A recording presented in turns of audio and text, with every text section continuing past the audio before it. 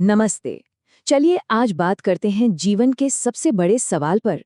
आखिर हमें मतलब हमारे शरीर को ऊर्जा मिलती कहाँ से है?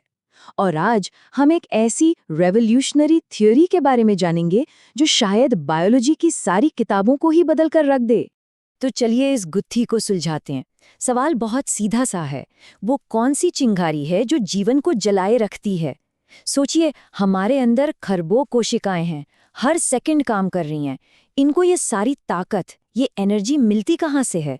देखिए, दशकों से हमें यही लगता था कि इस सवाल का जवाब हमारे पास है, एक पक्का सॉलिड जवाब जो हम सबने अपनी स्कूल की किताबों में पढ़ा है। लेकिन क्या हो अगर मैं कहूं कि वो किताबी जवाब शायद पूरी तरह से सही नहीं है, क्योंकि हाल ही में एक नई थ्योरी सामने आई है जो अब तक हम जो कुछ भी जानते थे उसकी नींव को ही हिला रही है। तो इससे पहले कि हम इस नई थ्योरी में गोता लगाएं, चलिए एक बार फटाफट उस पुरानी क्लासिकल कहानी को याद कर लेते हैं जो स्कूलों में सिखाई जाती है। हमारी कोशिका की उस पावर प्लांट की कहानी। अच्छा, तो इस थ्योरी का नाम है केमियोस्मोसिस। सुनने में बड़ा भारी भरकम लगता है ना? पर इसे समझने का एक बहुत आसान तरीका है। सोचिए, एक हाइड्रो इलेक्ट्रिक बांध, एक डैम। जैसे डैम में पानी को एक तरफ रोककर टरबाइन घुमाते हैं और बिजली बनती है, बिल्कुल वैसे ही माइटोकॉन्ड्रिया प्रोटॉन्स को एक झिल्ली के पार पंप करते हैं। और फिर जब ये प्रोटॉन्स वापस अंदर आते हैं तो वो एक मॉलिक्यूलर टरबाइन को घुमाते हैं और बूम, बन जाता है एटीपी, हमारी बॉडी की एनर्जी करेंसी। सुनने में तो ये थियरी बड़ी अच्छी और एलिगेंट लगती है ना? लेकिन जैसे ही वैज्ञानिक इसकी गहराई में गए, इस क्लासिकल मॉडल की नींव में कुछ बहुत बड़ी दरारें दिखने लगीं। तो सवाल ये खड़ा होता है कि ये जो डैम वाला मॉडल है, जो कागज पर तो इतना परफेक्ट लगता है, क्या वो एक असली जीती जागती कोशिका के अंदर भी वैसे ही काम करता है? और यहीं कहानी में आता है एक जबरदस्त ट्विस्ट। जब साइंटिस्ट ने असल में झांक कर देखा तो पता क्या चला? किसी भी एक पल में एक माइटोकॉन्ड्रिया के अंदर औसतन सिर्फ छह फ्री प्रोटॉन्स होते हैं। हाँ, बिल्कुल सही सुना, सिर्फ 6। अब ये छोटा सा नंबर उस पूरी विशाल डैम वाली थ्योरी पर एक बहुत बड़ा बहुत ही बड़ा सवालिया निशान लगा देता है। तो अब सोचने वाली बात ये है कि भाई, अगर टरबाइन चलाने के लिए सिर्फ मुट्ठी भर प्रोटॉन हो तो क्या उससे एक विशाल डैम चल सकता है? ये सिर्फ 6 प्रोटॉन उस बड़ी सी मॉलिक्यूलर मशीनरी को आखिर चला कैसे सकते हैं? और ये अकेली पहेली नहीं है। इस क्लासिकल मॉडल में और भी कई सवाल हैं जिनका जवाब नहीं मिलता। जैसे, अगर ऑक्सीजन का काम सिर्फ बचे खुचे इलेक्ट्रॉन्स को ठिकाने लगाना है तो फिर उसके बिना हम मिनटों में ही क्यों मर जाते हैं?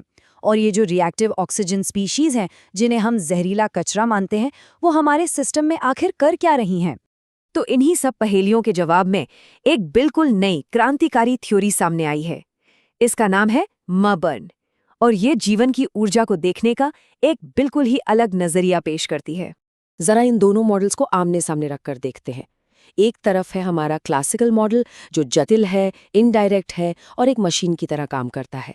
इसे चलाने के लिए एनर्जी चाहिए होती है। और दूसरी तरफ है मर्बन मॉडल जो सरल है, डायरेक्ट है और पूरी तरह केमिकल है। और सबसे बड़ी बात, ये खुद ब खुद एनर्जी रिलीज करता है। ये जमीन आसमान का फर्क है। तो ये मरबर्न आखिर है क्या? देखिए, ये म्यूअर्ड बर्निंग यानी नियंत्रित दहन का शॉर्ट फॉर्म है। इसे ऐसे समझिए कि ये एक बड़ा सा सेंट्रल पावर प्लांट नहीं है, बल्कि ये एक ऐसा नेटवर्क है जिसमें हर जगह छोटे छोटे स्पार्क प्लग्स लगे हैं। और ये स्पार्क प्लग ठीक उसी जगह और उसी वक्त एनर्जी पैदा करते हैं जहां उसकी जरूरत होती है, एकदम ऑन डिमांड। और इस पूरी प्रक्रिया के हीरो कौन है पता है? वो जिन्हें हम आज तक विलन समझते आए थे। इनका नाम है डिफ्यूजिबल रिएक्टिव स्पीशीज या DRS। ये वही मॉलिक्यूल्स हैं जिन्हें रिएक्टिव ऑक्सीजन स्पीशीज या ROS भी कहा जाता है। और दशकों से हमें यही पढ़ाया गया है कि ये तो जहरीला कचरा है, हार्मफुल है। लेकिन मरबर्न थ्योरी कहती है, नहीं, ये कचरा नहीं है, ये तो वो जरूरी वर्कर्स हैं जिनके बिना एनर्जी बन ही नहीं सकती। लेकिन ठहरिए, मरबर्न थ्योरी को सही से काम करने के लिए सिर्फ एनर्जी की कहानी बदलना काफी नहीं है। हमें कोशिका को देखने का अपना नजरिया भी बदलना होगा। अब तक हम कोशिका को कैसे देखते आए हैं? एक थैले की तरह जिसमें पानी भरा है और बाकी सब कुछ उसमें तैर रहा है ना? लेकिन नया नजरिया कहता है कि कोशिका पानी का थैला नहीं, बल्कि एक जटिल और व्यवस्थित जेल जैसा पदार्थ है। और ये जेल जैसी बनावट ही मर्बन की सीधी केमिकल रिएक्शंस को होने की जगह देती है। और देखिए कि ये सब कितनी खूबसूरती से एक दूसरे से जुड़ा हुआ है। मर्बन रिएक्शंस से एनर्जी और डीआरएस बनते हैं। कोशिका का जो जेल जैसा माहौल है वो इन रिएक्शंस को बहुत कुशलता से होने देता है। ये सब मिलकर एक एनर्जी फील्ड बनाते हैं और आखिर में पूरी कोशिका एक सिंगल कोऑर्डिनेटेड यूनिट की तरह काम करती है। तो इस सब का मतलब क्या है? इसके जो निहितार्थ हैं वो बहुत गहरे हैं। ये जीवन, सेहत और बीमारी के बारे में हमारी पूरी समझ को ही बदल सकते हैं। और ये हमें जीवन के सबसे बड़े विरोधाभास पर ले आता है। वही डीआरएस जो जीवन की चिंगारी हैं, जो हमें पल पल एनर्जी देती हैं, वही समय के साथ हमारी उम्र बढ़ने और बीमारियों का कारण भी बनती हैं।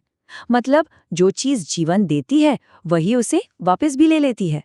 इस एक थ्योरी की ताकत देखिए।